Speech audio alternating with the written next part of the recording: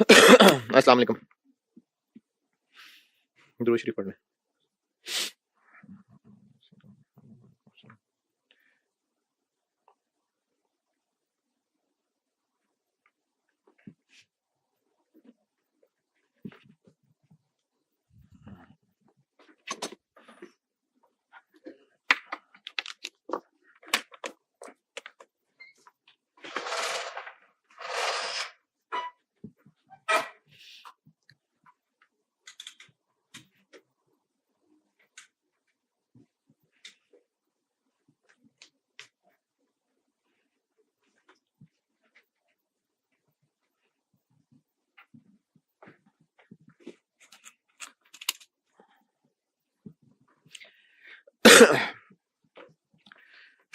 अच्छा जी, इसमें मैंने हाँ ये इंटरनेट पे था, मैंने कहा था 5 चीजें। तो अच्छा, डिसरप्टिव टेक्नोलॉजी का एक रिकैप दोबारा सुन लें। डिसरप्टिव टेक्नोलॉजी वो टेक्नोलॉजी है जिसकी वजह से चेंजेस आएंगी, significantly alters the way consumer, यानी बिजनेस करने का तरीका जिसमें चेंज हो जाएगा। जैसे मैंने कल मिसाल दी थी कि मोबाइल की जो एप्स हैं, पहले हम लोग स्टैंड पे जाके रिक्शा टैक्सी का इंतजार करना और अब ऐप बुक कर लेना, तो ये टेक्नोलॉजिकल डिसरप्शन है। क्यों? क्योंकि मोबाइल टेक्नोलॉजी की वजह से ऐसे हो रहा है। अच्छा, अगर उसी ऐप में, यानी वो जो इन ड्राइव की ऐप है, उसमें अब एक फीचर ऐड हो गया कि अब आप बोनस भी ले सकते हैं या एडवांस बुकिंग भी कर सकते हैं, तो ये टेक्नोलॉजिकल डिसरप्शन है। क्यों नहीं? क्योंकि ऐप पहले भी है, वो तो फीचर वैसे एक और ऐड हो रहा है। हो सकता है वो प्रोसेसिंग उसकी तेज कर दें, हो सकता है पहले ये हो कि एक वक्त में एक नंबर से एक कैब बुक हो सकती है, अब हो सकता है 2 हो जाए। तो सर्विसेज की तादाद कम ज्यादा हो सकती है, लेकिन alters the way consumers operate ये नहीं चेंज हो रहा होगा। तो ये थोड़ा सा फर्क है। तो टेक्नोलॉजी की वजह से बिजनेस में चेंज आए, ये टेक्नोलॉजिकल डिसरप्शन है, और उस टेक्नोलॉजी को डिसरप्टिव टेक्नोलॉजी कहते हैं। ये कल कॉन्सेप्ट दिया था, और इसमें ना चैप्टर में 5 चीजें, ये ब्लॉकचेन भी मैंने कल बताया था, वो बैंक वाला सिस्टम है, और फिर इसमें ना 5 चीजों का जिक्र है। Internet, e business, m commerce, social networking और ब्लॉग्स और वीलॉग्स। इनको कल सरसरी सा तो बता दिया था, आज इसकी अंग्रेजी देख लेते हैं। इंटरनेट मेनली डिस्कस हो रहा है लोगों की कम्युनिकेशन पॉइंट ऑफ व्यू से, यानी ईमेल्स का आना जाना, क्योंकि इंटरनेट के जरिए गुड्स का बेचना खरीदना वो ई कॉमर्स है, उसको चूंकि अलग से डिस्कस किया हुआ है। तो ये जो इंटरनेट की हेडिंग है, इसमें मेनली सिर्फ इंटरनेट की फैसिलिटी होना और इंफॉर्मेशन का शेयर होना ग्लोबली, ये डिस्कस किया हुआ है सिर्फ। और वाईफाई होने से उसकी वजह से इजाफा हो गया, वरना पहले तो मोबाइलों में है ना, और मोबाइलों में भी वो फलाने इलाके में बंद कर दिया और फलाने इलाके में बंद कर दिया, लेकिन वाईफाई से वो ज्यादा तेजी से कनेक्टिविटी बढ़ रही है। तो इंटरनेट की हेडिंग में मेनली सिर्फ कम्युनिकेशन की बात हो रही है। ये पढ़ लें अंग्रेजी।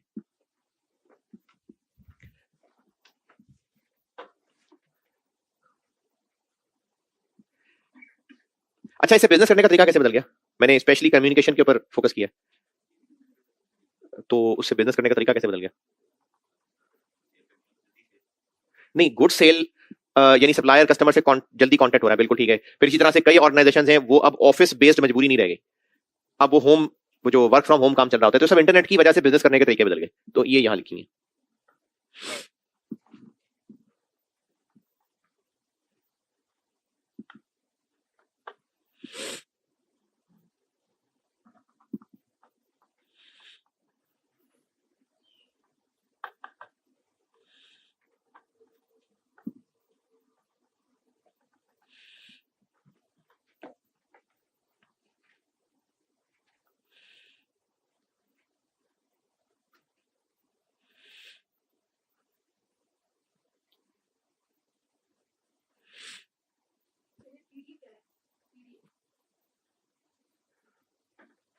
ये कहाँ लिखा हुआ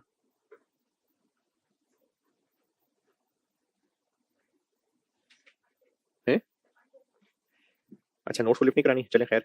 आई कैप की बुक में कहा, किस हेडिंग में?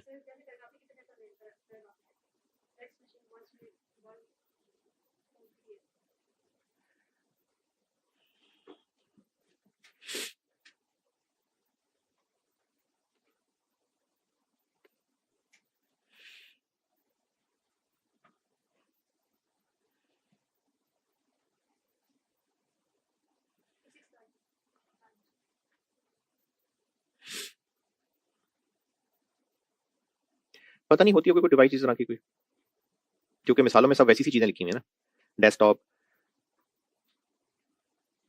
Laptop, fax machine, voice mail, उस तरह का होता होगा कोई पीडीए।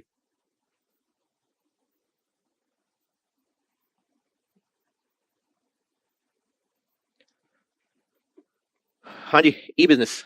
ई बिजनेस है ई कॉमर्स, जिसमें गुड्स और सर्विसेज का खरीदना बेचना ये इंटरनेट के जरिए, जिसकी मिसाल मैंने दी थी कि अब शॉप बनाने की जरूरत नहीं है, ऑनलाइन स्टोर बना लिया, वहीं पर तस्वीरें लगा दी प्रोडक्ट्स की, कस्टमर्स वहीं तस्वीरें देख के ऑर्डर प्लेस कर रहे हैं और घर तक चीजें डिलीवर हो रही हैं। तो अच्छा, इसमें अगर एक शॉप है और उसमें बिजनेस कुछ और नए प्रोडक्ट्स लाना चाह रहा है, तो उसको क्या लिमिटेशन है? नहीं, शॉप के अंदर जगह चाहिए होगी ना, और नया प्रोडक्ट लॉन्च करना है तो और जगह चाहिए होगी, उसको और दुकान बनानी पड़ेगी। तो ऑनलाइन में अब ये मसला ही नहीं है, तो उसको कोई जगह ही नहीं चाहिए, उसने सिर्फ ऑनलाइन स्टोर खोल के तस्वीरें रखनी है प्रोडक्ट्स की और चीजें डिलीवर हो जानी है। तो ई बिजनेस या e commerce mainly good services खरीदना बेचना इंटरनेट के जरिए बगैर फिजिकल दुकान के, ये ई कॉमर्स है। ये पढ़ लें सारी एनबीबी।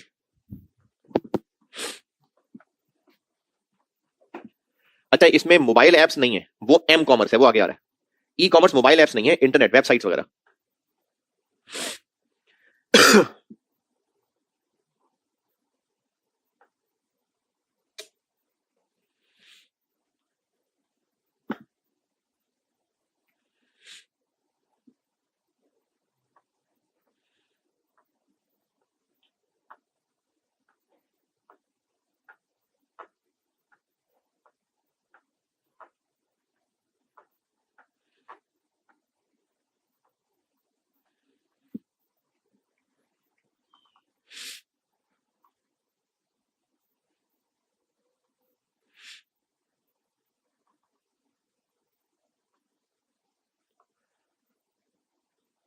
हाँ जी, यही सब कुछ अगर मोबाइल एप्स के जरिए हो।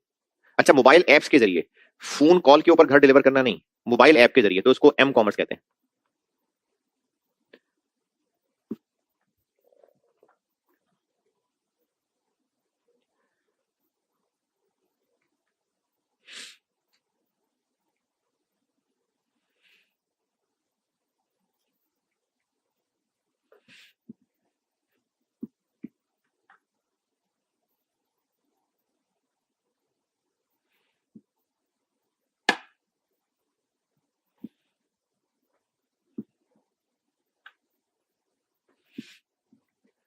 हाँ जी, एम कॉमर्स।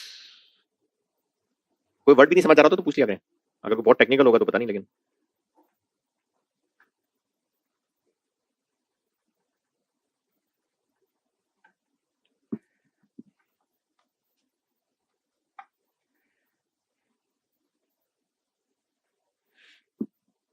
हाँ जी। अच्छा जी, सोशल नेटवर्किंग। मिसाल, मिसाल है फेसबुक इंस्टा, क्या होता है इस पे? है इंटरेक्शन। ये तो हो गए शुगल मिले बिजनेसेस के लिए। एड्स देते हैं, एड्स। सोशल मीडिया पे एड्स फिर जंगल में आग की तरह फैलते हैं, और उसके लिए उनको टीवी पे एड चलाने की जरूरत नहीं पड़ रही, अखबारों में छपाने की जरूरत नहीं पड़ रही। तो सोशल मीडिया में ज्यादातर बिजनेसेस को जो फायदा हो रहा है वो बहुत जल्दी लोगों में एड फैलाना है। एक बंदा उसको टैग करता है, आगे कहीं से कहीं बात पहुंच जाती है। तो सोशल नेटवर्किंग। अच्छा, उसमें अगर कस्टमर्स ने ऑर्डर प्लेस करना हो तो उसके लिए कोई लिंक पे ही जाना पड़ेगा, यानी उसके लिए कोई आगे मोबाइल पे रब्ता करना पड़ेगा, या उस शॉप पे पहुंचना पड़ेगा, या उनकी वेबसाइट पे ऑर्डर प्लेस करना पड़ेगा। तो सोशल मीडिया पे बाइंग सेलिंग नहीं हो रही है, सोशल मीडिया में मेनली क्या हो रहा है? तो इससे बिजनेसेस को क्या फर्क पड़ रहा है? बिजनेसेस करने के तरीकों में फर्क क्यों पड़ गया? एडवर्टाइजिंग एजेंसी का सत्यानाश हो गया, या उनको अपने बिजनेस करने का तरीका फर्क करना पड़ेगा। पहले वो लोग एड टीवी पे चलवाते थे, वीडियो फिल्म बनती थी, अब वो एड पोस्ट, कोई शॉर्ट वीडियो, अब वो सोशल मीडिया पे शेयर हुआ करेगी। तो एडवर्टाइजिंग एजेंसीज का बिजनेस इससे बहुत चेंज हो गया। और नॉर्मल बिजनेसेस भी पहले टीवी पे ऐड चलाने के लिए, केबल पे ऐड चलाने के लिए, अखबार में ऐड चलाने के लिए उसको पैसे देते थे छपवाने के।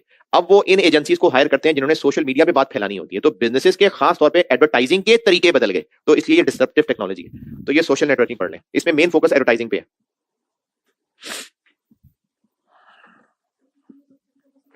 क्या चीज? मेन ई कॉमर्स और एम कॉमर्स में ना मेन फर्क जो है वो एम कॉमर्स है मोबाइल एप्स के जरिए करते, तो बिजनेस ट्रांजेक्शन ही है ना। तो अगर मोबाइल ऐप के जरिए करें तो वो एम कॉमर्स है, और अगर वेबसाइट पे जाके करें तो वो ई कॉमर्स है।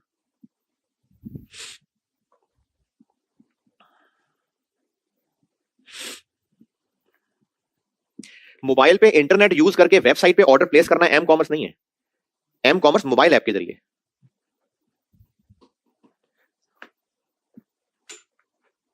ये सोशल नेटवर्किंग में मेनली बात ही एडवर्टाइजिंग की हो रही है।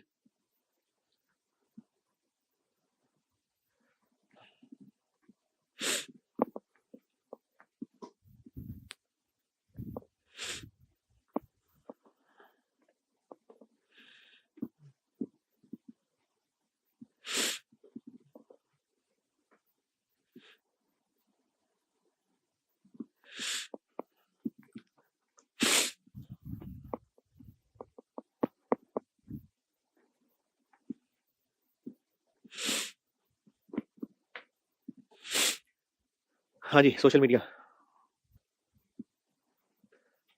Social networking. ओके, इस चैप्टर की लास्ट चीज, ये ब्लॉग्स तो आपको इतने ज्यादा नहीं है, वी लॉग्स का दौर है ज्यादा। अगर एक किसी शैम्पू का एड बनता है और उस एड में शाहिद अफरीदी आके एक्टिंग करके वो अपने बाल चल भी ला रहा है और शैम्पू की तारीफें कर रहा है, ये है एड, है वही शाहिद अफरीदी बोल रहा है, लेकिन ये एड है। अगर उसने कोई, अच्छा किस कंपनी के शैम्पू की तारीफ कर रहा होगा, है जिसका वो एड होगा, क्यों तारीफ कर रहा होगा, क्योंकि उन्होंने पैसे दिए होंगे, तो वो उसमें एक्टिंग की सर्विसेज दे रहा है और उसके पैसे ले रहा है।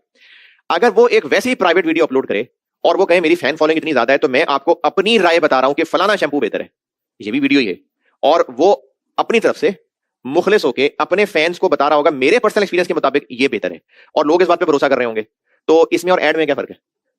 इसमें उसको पैसे नहीं मिल रहे, इसमें वो अपनी मुखलिस राय बता रहा है, कम से कम शो तो यही कर रहा होगा, तो वो अपनी मुखलिस राय बता रहा होगा। ये है वी लॉग के ऐसे मशहूर लोग जिनकी लोग राय को इंपॉर्टेंट समझते हैं, जिनकी वो राय सुनना चाहते हैं। जैसे आप लोगों के सीनियर्स होते हैं ना, तो कई मशहूर सीनियर्स होते हैं जिन्होंने साल से एक पेपर पढ़ा होता है, तो उनकी राय आपके लिए मैटर करती होती है। तो ऐसे मशहूर लोग जिनको पब्लिक फॉलो करती हो और वो अपने फेयर ओपिनियंस लोगों को देना चाहते हो, जैसे चूंकि लाहौर में खाने पीने का रिवाज बहुत ज्यादा है, तो फूड व्लॉगर्स बहुत ज्यादा है, तो उन्होंने अपने चैनल बना के तो मुख्तलिफ रेस्टोरेंट्स की तारीफें या बुराइयां की होती हैं।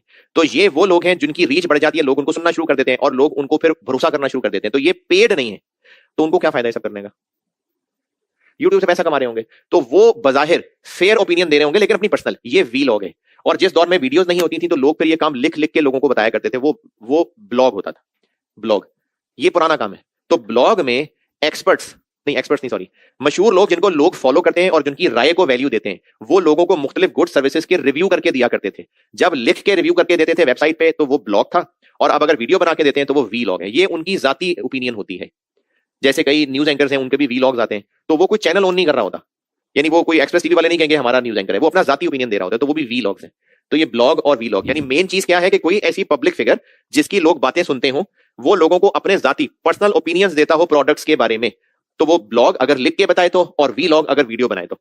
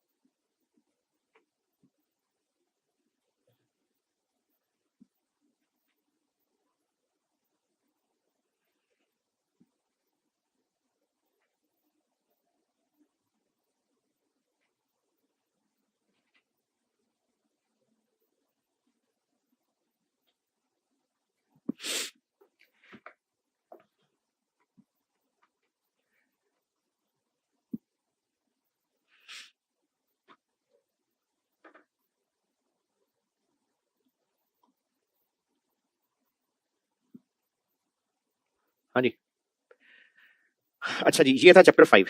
अच्छा, एक तो चैप्टर 5 के एमसीक्यूज भी कराता हूं। अब ना मैं आपको पेस्टल यानी इन पांचों चैप्टर्स को ओवरऑल डिस्कस करने की प्रैक्टिस करने लगा। पेस्टल की प्रैक्टिस करते हैं। पहले इसके एमसीक्यूज भी निकाल लूं और फिर आपको ना कुछ जनरल मशवरे देता हूं। इनफैक्ट इस पे आज और कल 2 दिन लगाऊंगा। पहले इसके कुछ एमसीक्यूज फारिग करते हैं।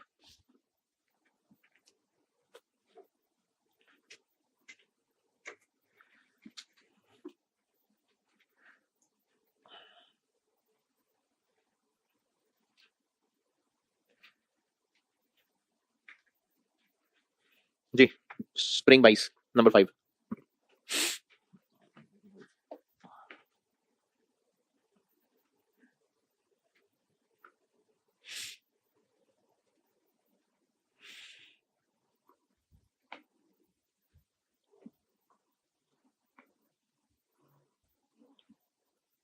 ये तो बस वही थोड़ा सा इंप्रूव्ड है ना, है तो वही मोबाइल।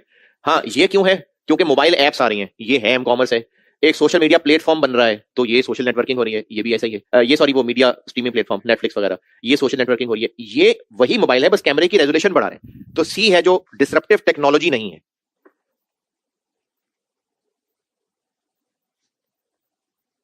अच्छा, स्प्रिंग बाइस यही है।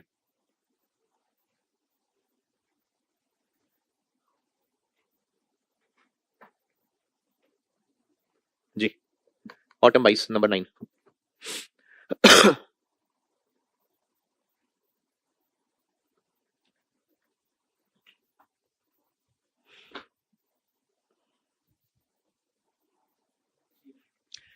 सी, होटल कॉल करके खाना मंगवाना, कॉल करके, ये एम कॉमर्स नहीं है। एम कॉमर्स मोबाइल एप्स हैं, तो ये सी है जो एम कॉमर्स नहीं है।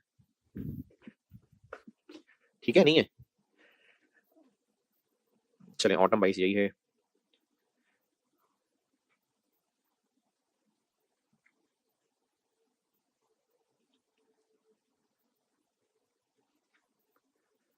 स्प्रिंग 23 में कुछ नहीं है। जी, स्प्रिंग 23, ऑटम 23 नंबर 2।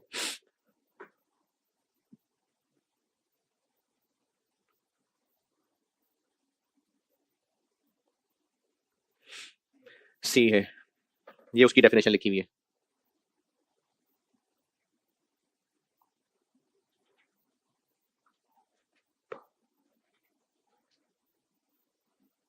स्प्रिंग 24।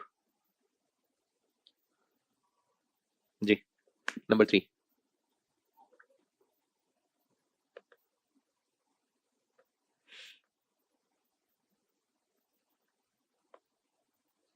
सी, जो सारी सी है यार, सी है। अब ये टेक्नोलॉजी आ रही है ना चेंज, इलेक्ट्रॉनिक व्हीकल, ये टेक्नोलॉजी, इलेक्ट्रिक व्हीकल, इसकी वजह से वो पेट्रोल की जगह वो चार्जिंग स्टेशन बन जाएंगे, तो ये टेक्नोलॉजी चेंज है। बाकी चीजें एग्जिस्टिंग में इंप्रूवमेंट है, प्रोसेसर तेज हो जाना, तो ये टेक्नोलॉजिकल डिसरप्शन नहीं है। वो ये फर्क समझ आ रहा है ना। और स्प्रिंग 24 यही था, ऑटम 24।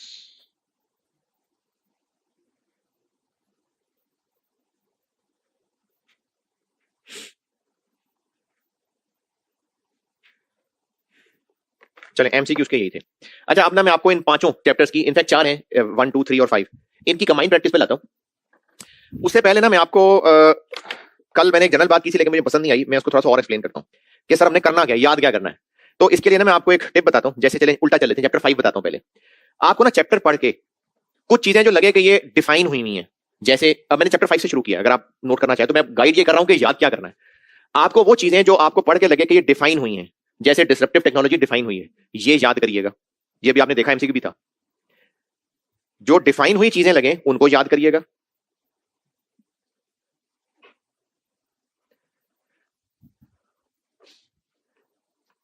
दूसरी टिप, अब जैसे इस चैप्टर में ही आगे चल रहा हूं मैं, बल्कि पहले 2 3 टिप्स दे दूं फिर चैप्टर में चलता हूं। दूसरी टिप, आपको जो चीजें पॉइंट्स में बटी हुई लगे कि फैक्टर्स क्या क्या हैं, तो वो फैक्टर्स पॉइंट 1 2 3 चाहे बुलेट पॉइंट्स की शक्ल में दिए हों, या क्या क्या टाइप्स हैं, यानी वो चीजें जो आपको पॉइंट्स में एक्सप्लेन्ड लगे, तो वो भी याद करनी है। लेकिन उनमें याद क्या करना है, पॉइंट्स की हेडिंग, और बस इतनी अंग्रेजी आपके पास हो कि आप उसको फैला के 1 2 लाइनों तक लिख सकें।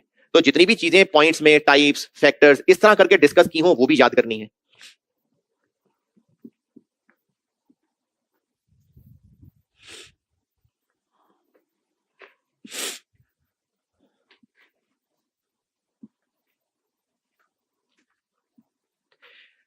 तीसरी बात, वैसे तो ये तीसरी और पहली बात मैं एक ही कर रहा हूं, लेकिन पहली बात मैंने टिपिकली डेफिनेशन कर दी थी, तो पहली और तीसरी एक ही जैसी बात कर रहा हूं कि जहां पर आपको कोई बड़ी स्पेसिफिक टर्म लगे ना कि ये समझाइए कि ये होता क्या है। जैसे इसमें देखें, ये ब्लॉकचेन समझाया हुआ क्या होता है। Blockchain is a decentralised distributed ledger. अब इन्होंने समझाया ना कि ब्लॉकचेन क्या होता है, तो इसको भी मैं डेफिनेशन ही कह रहा हूं। तो कोई भी चीज जो आपको कोई स्पेसिफिक सा वर्ड लगे, हेडिंग देके कि उन्होंने इसको समझाया हुआ है, बताया हुआ ये होता क्या है, इसको बेशक डेफिनेशन कह लें, वो याद करिएगा।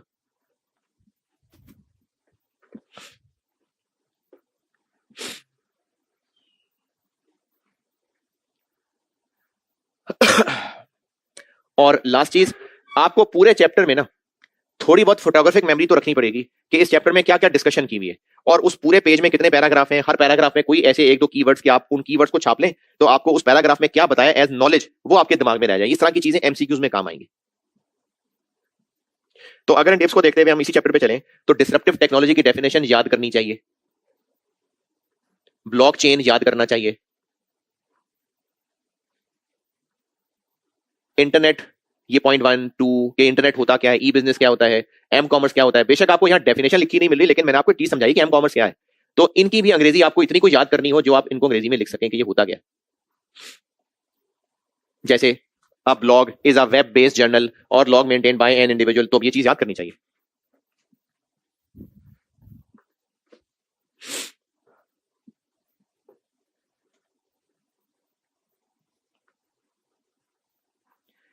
चलें चैप्टर 5 से ही चलते हैं।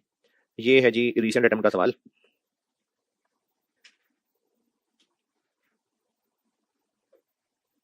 जी ये रीसेंट अटेम्प्ट का सवाल है।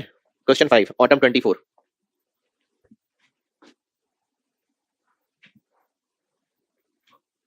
ऑटम 24 ये थोड़ा सा ज्यादा टेक्निकल सवाल था। ये मुझे उम्मीद नहीं थी कि ये गैर अखलाकी सवाल है। ये गैर अखलाकी सवाल है। ये या तो ये समझ के कि बच्चों को आजकल पता ही होता है सारा कुछ टेक्नोलॉजीज, तो शायद उस टेंस में बोला होगा ये। अदरवाइज मेरे ख्याल में एमएफए के लिए ये सवाल मुनासिब नहीं है। चलें खैर पढ़ लें, करते हैं डिस्कस।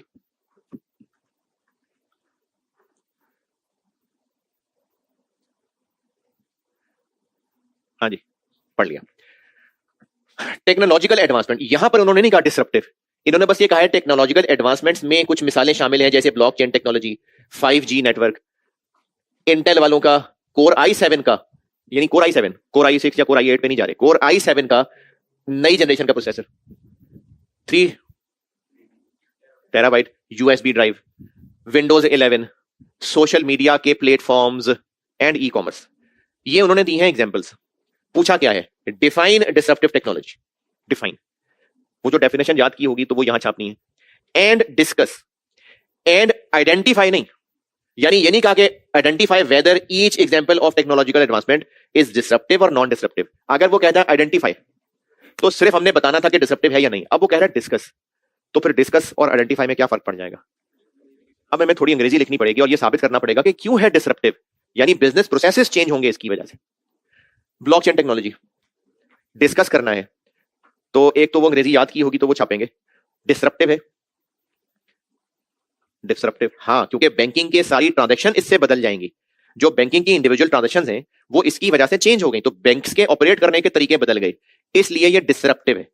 डिस्कस करना है तो आपको ये बताना पड़ेगा कि ये है क्या, क्योंकि अगर आइडेंटिफाई होता ना तो सिर्फ हाँ या ना था, लेकिन डिस्कस है तो बताएं कि ये क्या है और डिसरप्टिव क्यों है, और अगर डिसरप्टिव नहीं है तो क्यों नहीं है।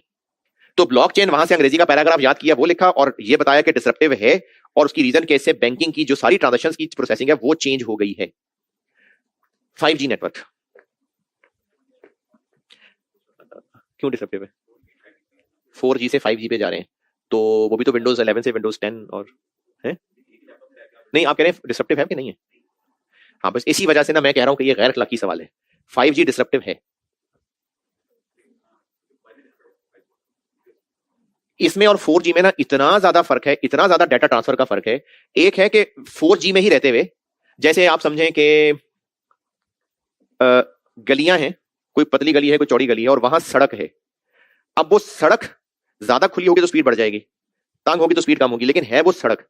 लेकिन अगर वो सड़क का मटेरियल ही बदल दें, कोई और फिसलन वाली जगह हो और रोड भी चौड़ी हो जाए, अब ये टेक्नोलॉजी बदल गई, तो टेक्निकली 4G और 5G में इतना फर्क है। लेकिन ये बात मुझे भी नहीं पता थी, सोल्यूशन देखा, कुछ इंटरनेट पे सर्च किया तो पता चला अच्छा 4G 5G में इतना फर्क है। तो ये 5G और 4G में बहुत ज्यादा फर्क है। उसकी वजह से मोबाइल और बिजनेसेस के बिजनेस करने के तरीके बदल जाएंगे। अभी मोबाइल के ऊपर अगर वीडियो का ट्रांसफर बहुत थोड़ा है, 5G से बहुत ज्यादा हो जाएगा, तो फिर मूवीज भी सब मोबाइल के ऊपर और ये चैनल वगैरह सब मोबाइल के ऊपर शिफ्ट हो सकते हैं। ये टेक्नोलॉजी की इतनी ज्यादा एडवांसमेंट है। 5G और 4G का फर्क इस पर आप थोड़ा गूगल पे भी सर्च करेंगे तो आपको पता चलेगा। मैंने इसके आंसर और गूगल को सर्च किया तो पता लगा इतना फर्क है। इसलिए मैं कह रहा हूं गैर अखलाकी सवाल है कि मुझे भी ये सवाल पढ़ के लगा था कि 5G जो है वो 4G का ही एक एडवांस है, लेकिन नहीं, ये डिसरप्टिव है, क्योंकि टेक्निकली इन दोनों में बहुत फर्क है। एक चीज होती है लेटेंसी, वो आप समझ लें डाटा कितना स्लो है। तो अगर 4G में एक चीज की स्लो स्पीड लेट से 700 है तो उसमें सिर्फ 5 है, यानी इतना ज्यादा फर्क है इन दोनों के अंदर। तो इतना ज्यादा फर्क होने की वजह से बिजनेसेस करने के तरीके बदल जाएंगे। जो अभी भी चीजें ऑनलाइन नहीं हो पा रही वो भी सब ऑनलाइन हो जाएंगे। हो सकता है जहाज भी बंद हो जाए, लोग ऑनलाइन इधर से उधर ट्रांसफर हो जाए। तो ये गैर अखलाकी हरकत है, लेकिन 5G ऐसा ही है। 5G और 4G में टेक्नोलॉजिकली बहुत ज्यादा फर्क है, इसलिए ये डिसरप्टिव टेक्नोलॉजी है कि इससे प्रोडक्ट्स और फीचर्स नहीं, प्रोडक्ट्स ही बदल जाएंगे, सर्विसेज ही बदल जाएंगे। और वैसे तो इंसान के साथ तो मेरा नहीं ख्याल ऐसे होगा, क्योंकि वो तो फिर बॉडी ही चेंज हो रही होगी, वो जिस्म और रूह वाला कनेक्शन ही खत्म हो रहा होगा। तो इसलिए इंसानों के साथ तो मुझे नहीं लगता कभी ऐसा हो सकता है, लेकिन हो सकता है कि ये इतनी स्पीड बढ़ जाए कि ये कुर्सी भी इधर से उधर ट्रांसफर हो जाए। हो सकता है कभी ऐसे हो जाए। बहुत पुरानी फिल्मों में ये ट्रांसपोर्टेशन होती रही, बहुत पुरानी फिल्मों में ना, इसको पता नहीं क्या वर्ड बोलते थे, है हाँ। तो ये पुरानी फिल्में भी इस पे बनी होती हैं। एक वो क्रिस्टोफर नोलन की बड़ी आउट क्लास फिल्म थी। तो ये हो सकता है कभी इस टेक्नोलॉजी इतनी चेंज हो जाए, तो अब ये 5G की वजह से स्पीड इतनी बढ़ जाएगी कि नए प्रोडक्ट्स और नई सर्विसेज आ जाएंगे। तो इसलिए 5G डिसरप्टिव टेक्नोलॉजी। अच्छा, बाकी चीजें हाँ बिल्कुल ठीक है। कोर i7 वाला ही बस कुछ नई जनरेशन के प्रोसेसर्स, तो ये डिसरप्टिव नहीं है, क्योंकि ये एग्जिस्टिंग प्रोसेसिंग को बेहतर कर रहे होंगे। कोई प्रोडक्ट सर्विस नहीं चेंज हो जाएगा। 3 TB यूएसबी ड्राइव, अब यूएसबी ड्राइव का क्या होता है? डाटा ट्रांसफर है। तो ये स्टोरेज कैपेसिटी बढ़ रही है ना। अगर जीबी वाली यूएसबी होती थी, अब टीबी होने से स्टोरेज कैपेसिटी बढ़ जाएगी। वो 4 दफा इधर से उधर ले जाने की बजाय 1 दफा ही हो जाएगा। तो इससे काम करने में, स्टोरेज कैपेसिटी बढ़ने में बिजनेसेस के प्रोडक्ट सर्विसेज बदल जाएंगे। तो फिर ये डिसरप्टिव नहीं है। डिसरप्टिव के लिए जरूरी है कि इतना ज्यादा चेंज आए कि बिजनेसेस के प्रोडक्ट सर्विसेज बदल जाए, उनके ऑपरेशंस चेंज हो जाए। तो यूएसबी बड़ी होने से स्टोरेज बढ़ रही है, इससे बिजनेसेस के प्रोडक्ट्स, उनके ऑपरेशंस नहीं बदल जाएंगे। विंडोज 11, ये भी विंडोज 10 से विंडोज 11, इसमें भी कुछ और फीचर्स ऐड हो रहे होंगे। तो वो वही सॉफ्टवेयर, वही ऑपरेटिंग सिस्टम, बस उसका एक नया वर्जन आ रहा होगा विद सम बेहतर प्रोसेसिंग, विद सम बेहतर फीचर्स। तो ये भी डिसरप्टिव नहीं है। सोशल मीडिया और ई कॉमर्स तो पहले चैप्टर में भी आ चुका। तो ये उनके लिए एक एक दो लाइन की अंग्रेजी, और ये जवाब के डिसरप्टिव हैं। और अगर आप इनका सोल्यूशन भी देख लें तो चलो,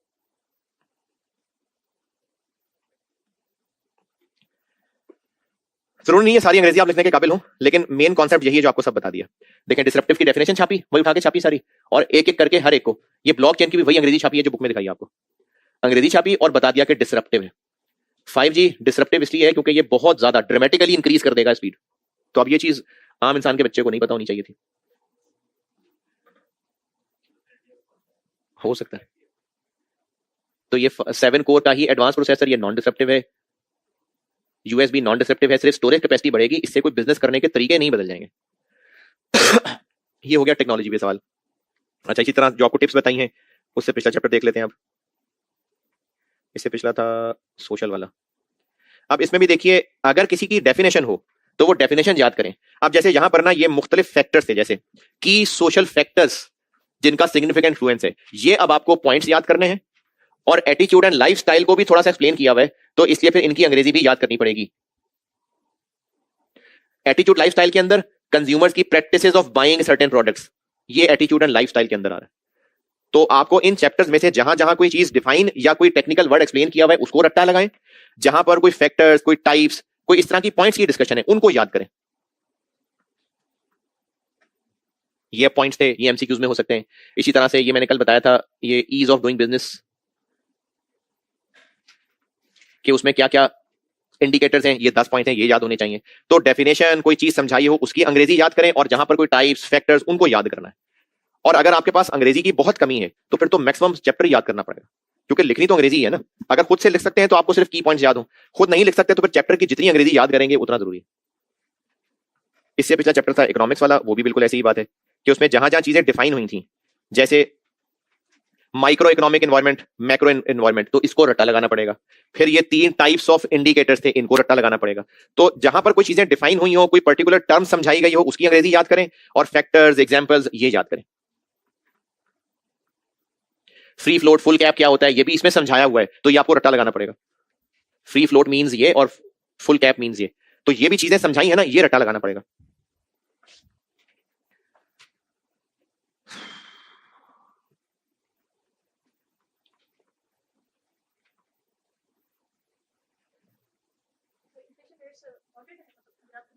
देखें, इन्फ्लेशन रेट्स के अंदर ना, अगर आप इन्फ्लेशन रेट्स पढ़ेंगे तो आप ये चीज पूछ रही है, ये जो ये वाले, नहीं नहीं, ये तो मैंने पढ़ाते हुए भी कहा था, ये मैंने छाप जरूर दिया था पिछले साल, लेकिन नहीं, ये तो वेबसाइट पे हर महीने अपलोड हो रहा होगा, तो नहीं, ये नहीं।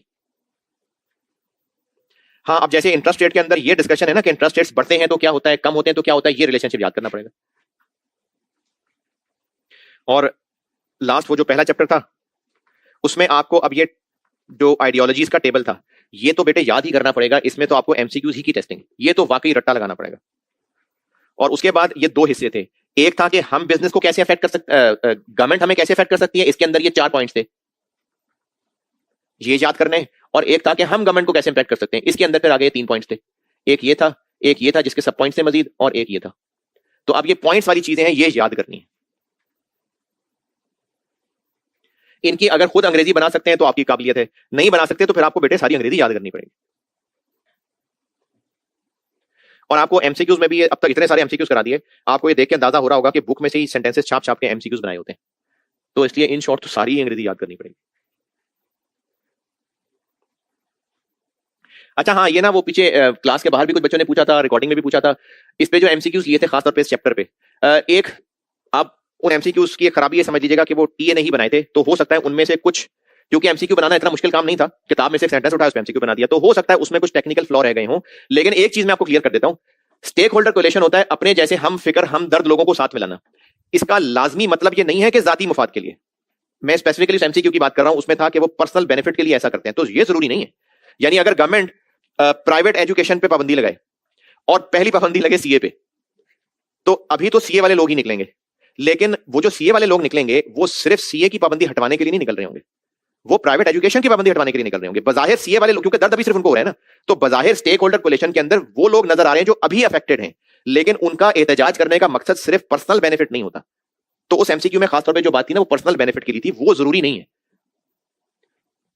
और इसमें क्या बताना था मैंने, अच्छा अब ना मैंने इसके 3 सवाल आए हैं सिनेरियो बेस्ड, तो मैं आपको सिनेरियो बेस्ड क्वेश्चंस की टिप्स बता के वो फिर मैं कल ही कराता हूं। सिनेरियो बेस्ड क्वेश्चंस के इसमें आपको सिनेरियो दिया होगा और उसकी बेस्ट टिप, इनफैक्ट अभी बता रहा हूं, कल दोबारा बता दूंगा कि इसमें सबसे बेस्ट टेक्निक ये है कि आपने मैक्सिमम यूज करना है सवाल के सेंटेंसेस का, सवाल की दी हुई चीजों का मैक्सिमम यूज करना है ताकि एग्जामिनर को लगे कि हाँ इसने मेरे सवाल का आंसर किया। कल कराऊंगा सिनेरियो बेस्ड क्वेश्चन, लेकिन सिनेरियो बेस्ड क्वेश्चन की सबसे बड़ी टिप ये होती है कि जो सवाल के अंदर उसने सेंटेंसेस यूज किए हैं उन सेंटेंसेस को कहीं ना कहीं कोशिश करें फिट करने के लिए, चाहे वही कॉपी पेस्ट करें चाहे उनका जिक्र करें। जैसे मिसाल के तौर पे अगर सवाल में लिखा मिल रहा है कि फलाना शहर है और उसमें रोड्स बहुत अच्छी हैं, पेस्टल के ऊपर एक सवाल कल मैंने करना भी है, रोड्स बहुत अच्छी हैं, तो अब रोड्स बहुत अच्छी हैं ये आंसर में भी कहीं ना कहीं जिक्र आए कि चूंकि इसकी रोड्स बहुत अच्छी हैं। तो सिनेरियो बेस्ड क्वेश्चन में ना एक अच्छी टिप ये है कि आपको सवाल में जो सेंटेंसेस यूज किए गए हैं उनका आंसर में जरूर जिक्र करना है ताकि एग्जामिनर को लगे कि मेरे ही सवाल का ये आंसर कर रहा है। बाकी मैं आपको इसके 3 सवाल कल कराता हूं और पेस्टल बस फिर कल खत्म, ठीक है। अल्लाह हाफिज।